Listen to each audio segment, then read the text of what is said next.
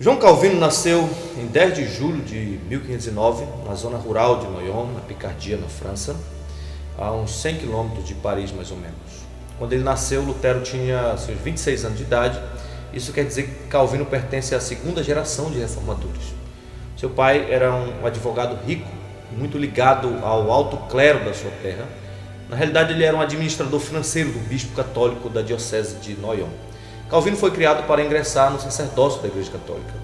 Por isso, ele foi enviado então a Paris quando ele tinha 14 anos de idade para realizar os seus estudos preparatórios para assumir a sua carreira eclesiástica. Aos 17 anos, Calvino graduou-se em mestre em ciências humanas e ele desenvolveu então uma instrução sólida nos fundamentos da educação clássica, incluindo latim, lógica e filosofia. Lá em Noyon, houve certo desentendimento entre o pai de João Calvino e o bispo da cidade, e agora o seu pai muda então de ideia e o direciona para o estudo de Direito na Universidade de Orleans, em 1528, e depois em Bourges. Durante esse tempo em Orleans e Bourges, Calvino aprendeu grego e estudou o poder do pensamento analítico e da argumentação persuasiva.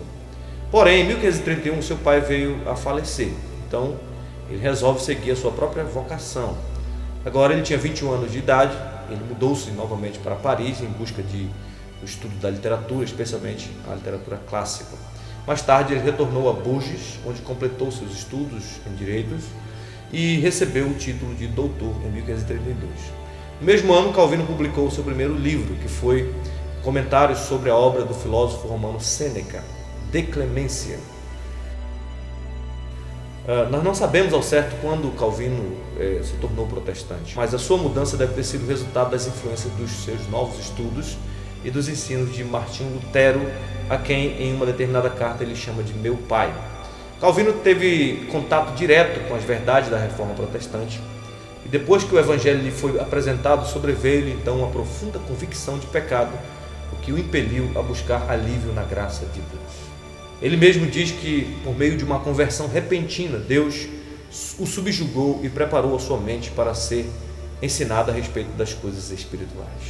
Em 1533, ele se declarou protestante e, em novembro deste ano, Nicolas Cope, que era reitor da Universidade de Paris e era amigo de João Calvino, fez assim um discurso de abertura do novo período letivo. Este discurso foi, na realidade, um apelo por uma reforma baseada no Novo Testamento e um ataque corajoso aos teólogos daqueles dias. Logo correu então o boato de que o discurso fora preparado pelo próprio João Calvino, e então as perseguições começaram a aparecer, de modo que, como se diz, ele teve que fugir de Paris no meio da noite pela janela usando um lençol como corda. Mas apesar de sua vida inquieta, ele esteve 3 anos na Basileia e foi lá que aos 26 anos de idade ele publicou a sua obra mais importante e que veio a ser a obra mais importante da Reforma Protestante, a Instituição da Religião Cristã, ou as Institutas de Calvino. Obviamente, em sua primeira edição, esse livro era bem pequeno e continha uma declaração sistemática da verdade defendida pelos protestantes, pelos reformadores. Em uma das suas viagens para Estrasburgo, em 1536, Calvino providencialmente mudou de rota, fazendo assim uma volta por Genebra, onde ele pretendia passar apenas uma noite. Naqueles dias, Genebra era uma cidade de cerca de 13 mil habitantes, muito próspera, porém de baixo nível moral. A cidade havia conquistado a sua independência numa guerra contra o seu bispo católico, e agora a cidade se declarava protestante e estava sob a liderança do reformador corajoso Guilherme Farel. Farel sabia que aquela cidade de vida desorganizada necessitava urgentemente de uma obra poderosamente construtiva, tanto no terreno moral como no campo religioso. Mas ele sabia também que ele era incapaz de levar avante essa tarefa sozinho. E sem saber assim meio o que fazer, Farel ouviu a notícia então de que naquela noite o notável reformador francês estava ali na cidade. Farel não hesitou e ele foi procurar João Calvino na certeza de que ali estava o homem mandado pelo próprio Deus para reformar a cidade de Genebra. Farel emprega então todas as suas forças para convencer João Calvino a ficar naquele lugar, mas o grande desejo de Calvino na realidade era continuar estudando em um ambiente tranquilo. Farel, vendo então que Calvino não lhe dava ouvido, ele lançou uma terrível imprecação contra Calvino, dizendo que o Deus eterno iria amaldiçoar a Calvino se ele se recusasse a atender a esse chamado. Diz a história que Calvino ficou tão assustado com esta declaração que ele desiste então da sua viagem para Estrasburgo e decidiu ficar em Genebra. Logo, Calvino foi nomeado professor das Sagradas Escrituras e 4 meses depois ele se tornou pastor na Catedral de Saint-Pierre, ou de São Pedro. Porém, iniciadas as suas atividades, em pouco tempo o trabalho de Calvino resultou num desastre. Para começar, Calvino e Farel redigiram uma confissão de fé e um juramento solene, através do qual eles queriam moldar a vida dos crentes da cidade de acordo com os princípios e os padrões da Escritura Sagrada. Somando a isso, eles proibiram também as pessoas que viviam abertamente em pecado de participarem da ceia do Senhor. E isso resultou então na expulsão deles da cidade em 1538.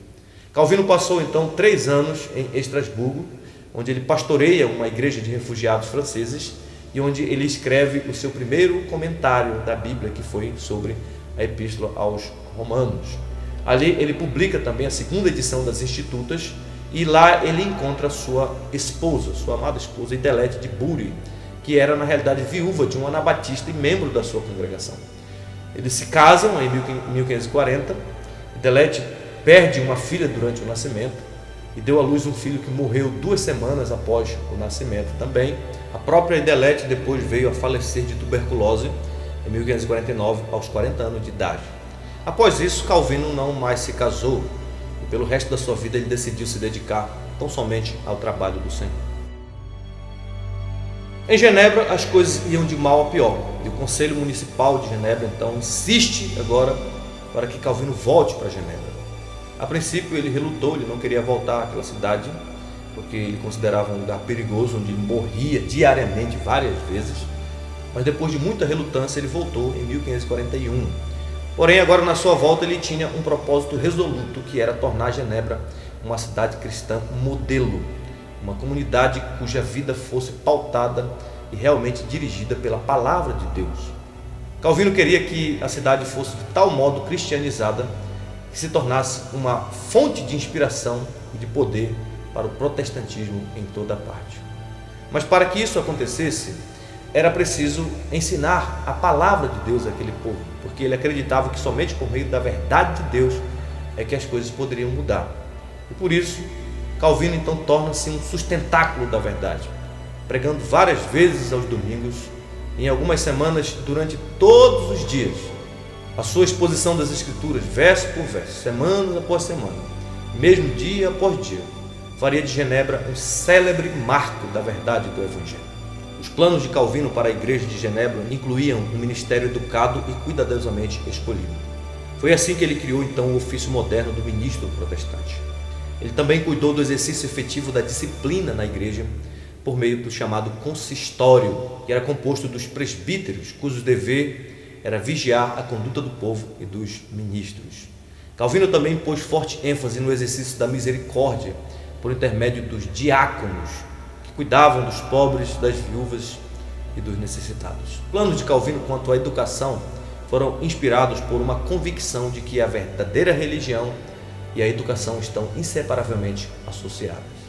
Segundo ele, a preservação e a segurança da fé reformada exigiam tanto um povo educado quanto um ministério muito bem preparado e educado. Por isso, ele estabeleceu em Genebra um sistema escolar livre e completo, que culminou com a Academia de Genebra, que recebia muitíssimos estrangeiros vindo de todas as partes da Europa para estudar teologia e voltavam para as suas cidades e países como ministros protestantes, defensores do verdadeiro Evangelho. Em pouco tempo, aquela cidade outrora turbulenta e dissoluta tornou-se notável por sua ordem, por sua cultura, por seu cristianismo ardoroso e pelas condições morais excelentes. Genebra também se tornou uma das cidades de refúgio para aquelas pessoas que eram perseguidas por causa da reforma em seus países e cidades.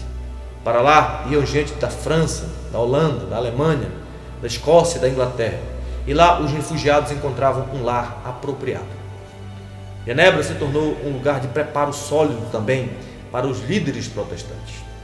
Na sua academia e no ambiente da cidade foram preparados ministros, homens devotos a Deus, instruídos e destemidos, que se espalhavam por todas as partes, que voltavam aos seus países de origem, conhecendo plenamente as verdades da reforma. A exemplo disso, nós temos, por exemplo, John Knox, o grande reformador da Escócia e pai do presbiterianismo. Calvino entendia que o evangelho não é uma doutrina de línguas, mas sim de vida. Por isso, o calvinismo veio a ser o mais completo sistema teológico protestante, tendo por princípio básico a soberania de Deus e suas implicações em todas as áreas da vida humana. Nas palavras do reformador John Knox, que foi discípulo de Calvino em Genebra, Calvino fez de Genebra a mais perfeita escola de Cristo na Terra desde os dias dos apóstolos. Mas é bom lembrar também que esses resultados não foram alcançados sem dificuldades. Calvino era um homem fisicamente frágil e tinha muitos opositores.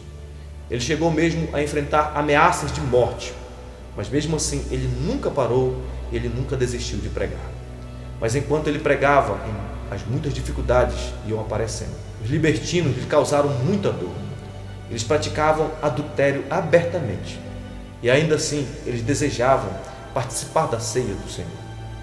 O problema é que João Calvino não aceitava isso e por esta razão, um determinado dia, ele disciplinou alguns homens e os impediu de participar da ceia do Senhor. Mas o conselho municipal da cidade anulou a decisão da igreja e por isso estes libertinos foram até a igreja a fim de participar da ceia do Senhor. Diz a história que eles chegaram armados, prontos para lutar contra Calvino. Nesse momento, João Calvino desceu do púlpito cheio de coragem, colocou-se na frente da mesa onde se dispunham os elementos da ceia do Senhor. E ele disse aos libertinos: vocês podem esmagar estas mãos, podem cortar fora estes braços, podem tirar a minha vida, meu sangue é de vocês, podem derramá-lo, mas jamais me forçarão a dar as coisas sagradas aos profanos e desonrar assim a mesa do meu Deus. Esta era a convicção inabalável deste bravo reformador.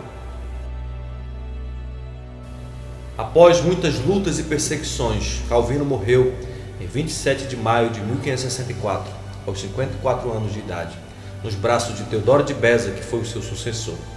As últimas palavras de João Calvino foram as seguintes: até quando, Senhor? Ou seja, ele morreu literalmente citando a Escritura Sagrada, que tantas vezes leu e expôs perante a sua congregação. Hoje, no século XXI, nós nos encontramos em um momento conturbado da história do cristianismo reformado. Em muitos lugares, a igreja está arruinada e precisa ser reformada. O pragmatismo encontrou solo fértil no meio evangélico, e isso tem destruído as bases do protestantismo histórico. Hoje, a igreja está em busca de novos métodos que agradam pecadores. Muitos não pregam o que é certo, mas o que dá certo. Eles esquecem que o desejo de Deus é que os seus ministros sejam encontrados fiéis. Deus quer homens como João Calvino, comprometidos com a fiel exposição da palavra de Deus e com a glória da graça de Deus. Por isso, nós precisamos urgentemente recuperar a centralidade da pregação bíblica no culto divino. Precisamos de pregadores que exaltem a glória de Deus e cuja centralidade na pregação seja tão somente Cristo e este crucificado. Mas como diria o reformador João Calvino, nós jamais iremos desempenhar bem e com vigor esta ocupação, a menos que tenhamos a majestade de Deus diante dos nossos olhos. Oxalá que Deus nos levante nesta geração, como homens que pregam somente a Escritura, cujo único objetivo na vida seja a glória de Deus e a edificação da sua igreja. Só lhe deu glória.